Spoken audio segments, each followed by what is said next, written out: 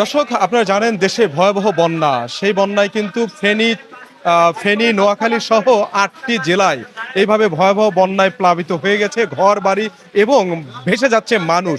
আর সেই জায়গায় সেই বন্যার্থদের মাঝে যারা অসহায় হয়ে পড়েছে, যাদের প্রাণহানি ঘটেছে, যারা দুমুঠো খেতে পারছে না, তাদের পাশেই কিন্তু সাধারণ শিক্ষার্থীরা। আপনারা জানেন যে আমি কিন্তু টানা ৩ দিন কিন্তু নোয়াখালী ফেনীতে অবস্থান করে দেখেছি মানুষের দুঃসহ জীবন।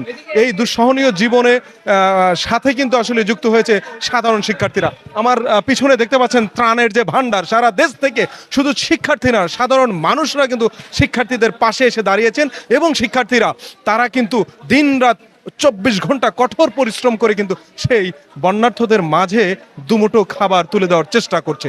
দর্শক, জানবো দেখবো যে কি পরিমাণ ত্রাণ শিক্ষার্থীরা দিচ্ছে এবং কতটুকু আসলে সম্ভব হচ্ছে তাদের পাশে দাঁড়ানো।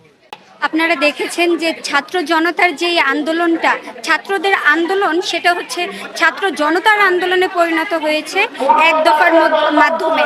আর এই ঐক্যই আমাদেরকে যে কোনো বিপদ, আমাদের দেশে যে কোনো বিপদই আমরা সেটা উত্তোলিত হতে পারবো যদি আমাদের শিক্ষার্থীদের এবং জনতার মধ্যে একটা একতা থাকে। আপনারা দেখতে পেরেছেন যে আমরা যেই উদ্যোগ নিয়েছি, ঢাকা ইউনিভার্সিটির স্টুডেন্টদের সাথে অন্যান্য ইউনিভার্সিটির স্কুল কলেজের শিক্ষার্থীরা যোগ দিচ্ছে ভলেন্টিয়ার হিসেবে, এবং জনতার যেই একতা এই বন্যার্থদের, আপনারা দেখেছেন যে একদিনে 10 লাখ 15 লাখ কোটির উপরে আমাদের ত্রাণ যেই টাকা উত্তোলন, অর্থ উত্তোলন সেটা হচ্ছে।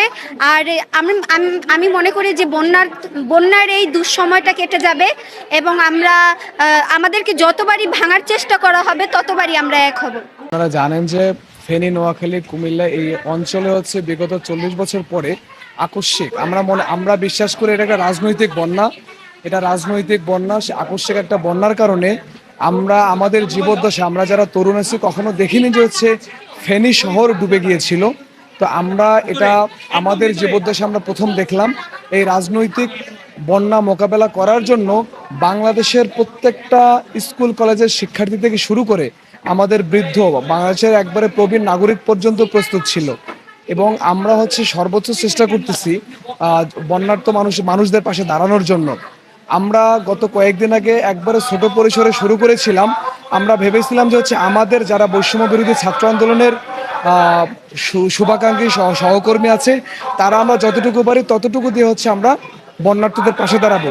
কিন্তু আমরা যখন গণত্রাণ কর্মসূচি ঘোষণা করলাম, ঢাকাবাসী থেকে শুরু করে সারা বাংলাদেশের মানুষ আমাদের উপর যে আস্থা রেখেছে এবং যেভাবে এগিয়ে এসেছে, আমরা মনে করি ইতিহাসের সেরা বন্যা, কেন এর চেয়ে আরো বড় কিছু বন্যা হলে আমরা মোকাবেলা করার জন্য সক্ষম হব।